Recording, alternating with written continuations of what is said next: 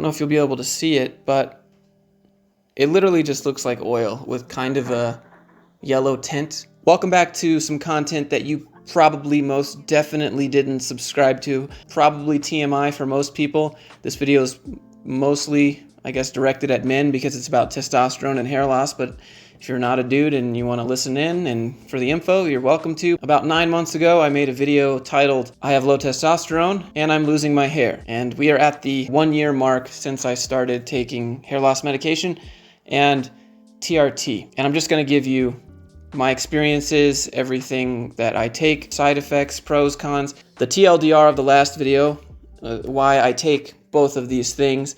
Finasteride I take because right here, my hair was starting to thin. The reason I started taking testosterone is because I had low energy levels, I had trouble sleeping, I had difficulty focusing, it was easy for me to put on a lot of fat, hard for me to gain muscle mass, and I finally got tested for my testosterone levels, and it turned out that I had high testosterone levels. Well, there's this thing called SHGB, which stands for sex hormone binding globulin. If you have a lot of that, basically it prevents your body from being able to utilize your testosterone. So you can actually have really high test, but it doesn't matter if your body can't use it. And that was the point that I was trying to get across in the last video. I take Finasteride or Propecia. That's this right here. It's a little bottle. And then I have some testosterone here. I don't want to move my fingers because it has my prescription and stuff on it, but I'll show you all this later in the video. Let's talk about Finasteride first. How long did it take for my hair to stop falling out? It took about 6 months. Now, basically my hair, right, at least right here, doesn't fall out. Although it's still pretty thin, but slowly it's kind of growing back. Finasteride or Propecia is one of those things that a lot of people talk about when it comes to side effects. And they've done studies on rats where rats take Finasteride and it shrinks their Johnson size, but I've not had any side effects in regards to Finasteride. Still maintaining the ability to lay pipe and generally just be a very good plumber. Now there are some drawbacks to taking Finasteride. One of them is you can't donate blood anymore. All the centers won't let you do it if you have Finasteride in your system. You have to wait 30 days in order to donate blood. Another thing that Finasteride does is it shrinks the size of your prostate. That's something I never thought I'd say on camera in front of thousands of people, but what are the side effects of that? Well, it's not actually a negative side effect, but it allows me to sleep through the night. Generally, your prostate can press on your bladder and it makes you go to the bathroom. So Finasteride and Propecia is actually what is used to treat enlarged prostate. They have two different doses, 1 milligram and 5 milligrams. The 1 milligram is for hair loss and the 5 is for enlarged prostate. But it still does have a slight effect on the size. That's been a side effect. I've been able to sleep through the night. Most of my life I've had to wake up in the middle of the night, go use the bathroom, and then I can go back to sleep. But it's just whenever I wake up, it's like in Austin Powers, I'm just standing there for 3 minutes.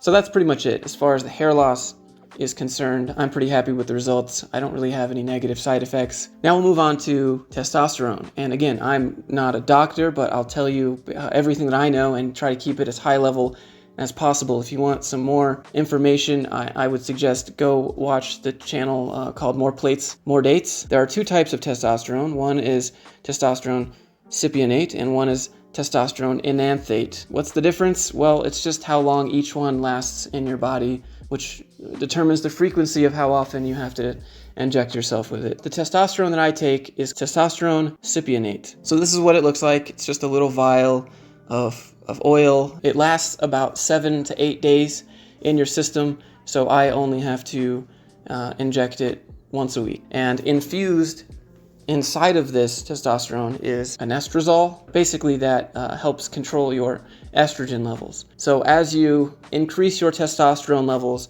your estrogen increases. Now, you don't want to have too high of estrogen as a man because you can get gyno or what they call bitch tits. If your estrogen levels get too high, you can get some dense breast tissue around your nipple, and sometimes it will go away by itself. But if it doesn't, the only way to get rid of it is to go get surgery.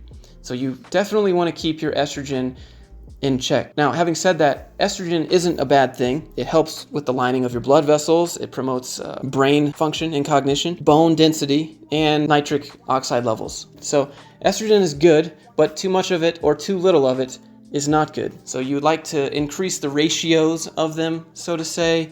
You don't want estrogen and testosterone up here, and you don't want estrogen and testosterone like this. You want them to have a good ratio, and you want them to stay like that so your body can function well. There are ways to tell if you have too much estrogen, and that is through basically your nipples get all sensitive and puffy. If you're at that stage, you should probably look into taking some AI, which is what it's called. Aromatization inhibitors is what it stands for, but basically it decreases your estrogen. So now let's talk about some of the physical side effects that I've had from taking testosterone. I hold water.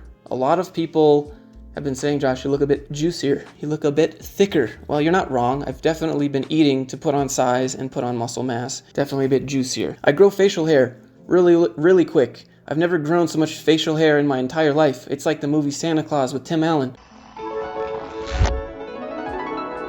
Another thing I've noticed with taking testosterone is that my skin is a little bit more oily than it normally is. Now, I've never really had too much of an issue with acne or oily skin, but I definitely have seen more of it. I mean, it doesn't really bother me. I just make sure to keep my skin drier, I guess, so to speak.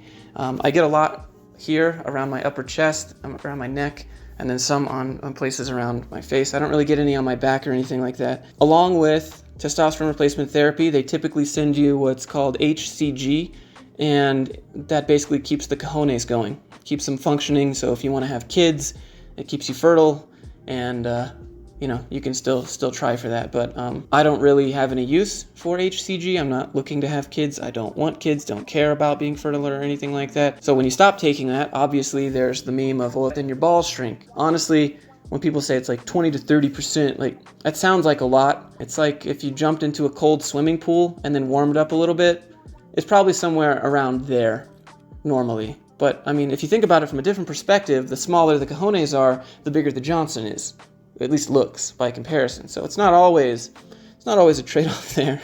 Now let's talk about some of the emotional side effects that I've experienced from TRT. In general, I would say that I am less emotional. Now, don't get me wrong, I'm not emotionless. I still have emotions. I still feel sad. I get mad like anyone else, right? But it takes me a lot longer to reach either of those states, so to speak. It's like the extremes have been pushed out, and I'm more sitting in the middle more of the time. And if someone provokes me, or if I get mad or upset or something, it takes a lot more to get me to that anger end, and it's the same for sadness or anything like that. I'm more just like, okay, it doesn't faze me. Things just kind of bounce off me. I think I might be a bit more blunt and straight to the point than I was, but that's hard to say because of what has happened with my family and cutting them off, and I'm just I don't take as much bullshit, or pretty much any anymore. All right, let's talk about the part that probably turns a lot of people away, including me. The part where you have to inject your leg. You take a needle and you pull some out with a bigger gauge needle, like a wider opening, and then you swap out the tip for a smaller one so that you can push that. I will show you what everything looks like. So again, this is such a stigma, but this is what they send you: syringe with a needle attached that you draw the testosterone out of. After you do that, you change it to this one, and this is the one that goes on here that you push into your leg. I don't know if you'll be able to see it, but it literally just looks like oil with kind of a yellow tint. As far as the Finasteride, this is what it looks like. This looks like a little Tylenol or ibuprofen. There are some TRT clinics that will make you drive and commute to them, and they'll do it for you. And there are some TRT clinics that will mail you everything. For example, that is what I do, because all of the clinics around me are like 50 minutes away. And I think they want you to go twice a week, so they're using testosterone enanthate. Let's talk about some of the drawbacks of TRT. So synthetic testosterone increases your red blood cell count, the thickness of your blood. You can remedy this by going to donate blood every 2 months or 60 days. But again, if you take finasteride, you can't do that. Another thing that TRT can do is elevate your blood pressure. For me, my blood pressure is fine, and I am kind of prone to having high blood pressure. But when I went to go get my medical check to get my pilot's license, then they checked everything, and everything was fine. There's another thing that you should think about, and that is travel. If you want to travel within the United States, I can take this with me. I have a prescription. But if you want to do international travel, is the country going to validate your prescription from here or from whatever country you're from? That's something to think about. So for me, I'd like to go visit Finland, where I went to school, but I'm still trying to figure out how I would take this with me during that time. If I take it and I show it to them and I give them my prescription, and here's my doctor's phone number and whatever, and they say, yeah, no, we're confiscating it. Well, then they confiscate this from you. And the thing is, you can't get more of it because it's a controlled substance, right? So you can't just call up the doctor and say, oh, I lost it. I need more. Send me more. They're not going to do that. If you mess anything up, if you lose this, if you break it, you are shit out of luck. Just food for thought there. Another thing is stopping TRT. There are different ways to stop TRT. If you do that, your body will never produce the same amounts of testosterone it was producing naturally before, or at least that's highly unlikely to produce the same amount. So again, something that you'll need to think about. I know that I'll probably take this for the rest of my life, so it doesn't really matter, but I've thought about, what happens if you can't get any, or something happens in the world. I don't know. Just something to think about. All right, now let's talk about the physical aspect of TRT. I can sleep better. I get more sleep, and because I take Finasteride, I can sleep through the night. Another thing is that I'm more focused. I think that's maybe because I'm less emotional. Generally, I have more energy, and there's definitely a lot more muscle gains. And again, we're not making this video about that, but you can't deny that there are muscle gains and physical fitness gains to taking exogenous testosterone. Some things I've noticed while going to the gym is my strength has increased quite a bit. The latest I've tested myself was I did 295 pounds on the decline bench the other day.